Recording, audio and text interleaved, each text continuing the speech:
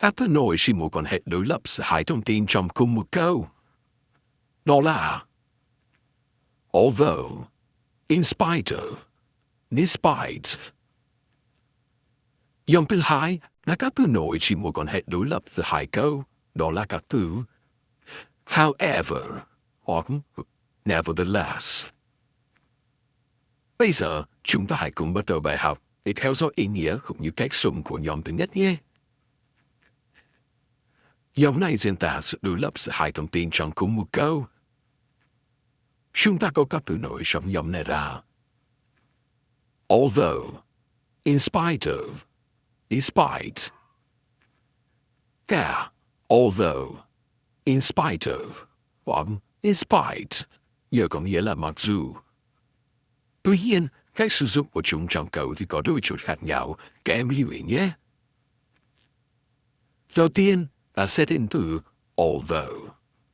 Although, đi trước một mệnh đề, chúng ta có cấu trúc câu phức sử dụng although như sau. Although, tiếp theo là mệnh đề thứ nhất, tiếp đến là dấu phẩy và mệnh đề thứ hai. Hoặc các em có thể đổi mệnh đề chữa although xuống phía sau, khi đó ta không cần dấu phẩy nối giữa hai mệnh đề. Khi đó ta có cấu trúc. Mệnh đề thứ hai theo sau là although và mệnh đề thứ nhất. Ví dụ, although it is a horror film, I don't find it scary at all. Mặc dù đó là một bộ phim kinh dị, nhưng tôi không thấy nó rùng rợn chút nào.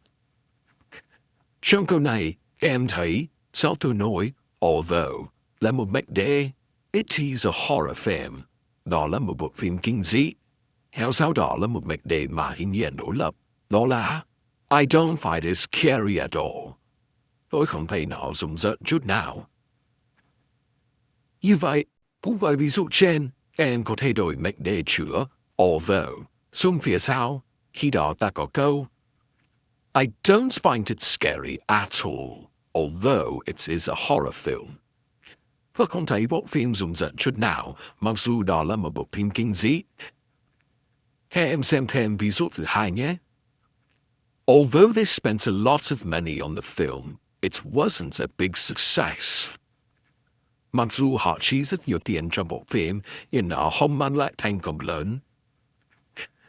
Trong câu này, các em thấy sau từ nối although là một mệnh đề. They spent a lot of money on the film. Họ chi rất nhiều tiền trong bộ phim. Tiếp đến là mệnh đề thứ hai mà ý nghĩa đối lập và ngăn cách với dấu phẩy.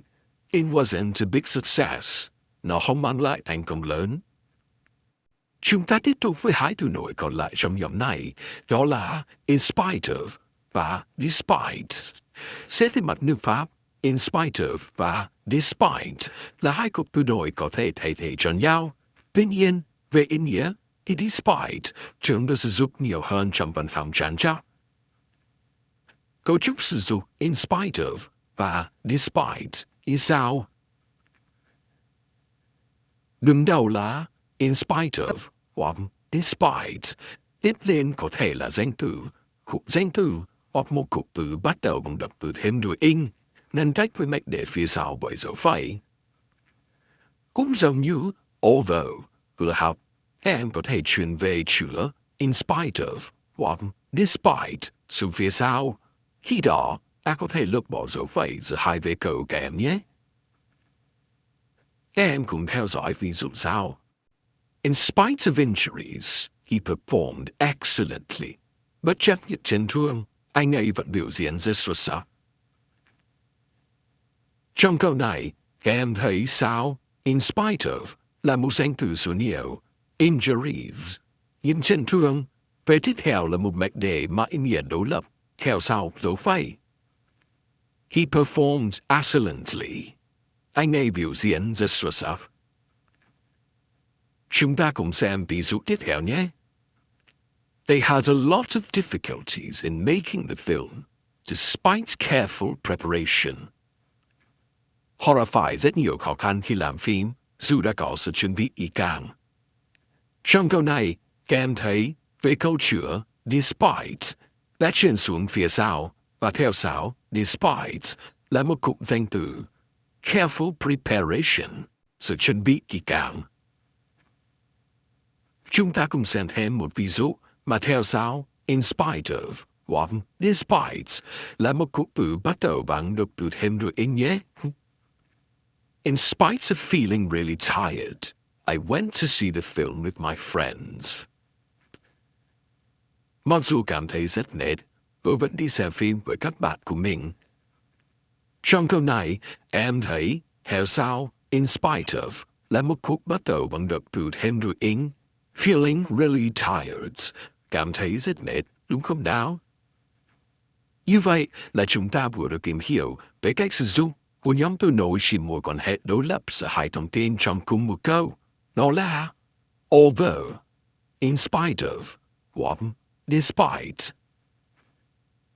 Em nhớ nhé, theo sau although là một mệnh đề, còn theo sau in spite of, hoặc despite là một danh từ, cụm danh từ, hoặc một cụm từ bắt đầu bằng động từ thêm đuôi in nhé.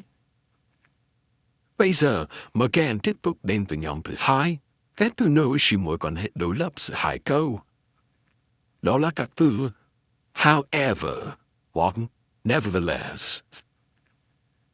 Cả however và nevertheless đều có nghĩa là tuy nhiên, vì vậy, chúng có cách dùng giống nhau và có thể thay thế cho nhau.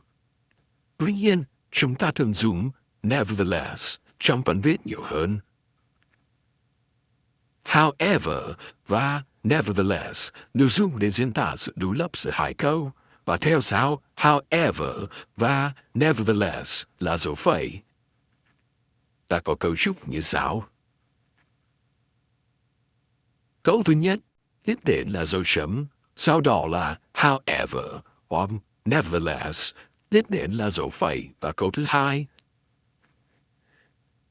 Chúng ta cùng xem ví dụ sau. The film was boring. However, Tom saw it from beginning to end. Bộ phim thật chán, tuy nhiên, Tom đã xem nó từ đầu tới cuối. Em có thể thấy, however, đứng đầu câu thứ hai và mang nghĩa đối lập với câu thứ nhất. Theo sau là mệnh đề, Tom saw it from beginning to end.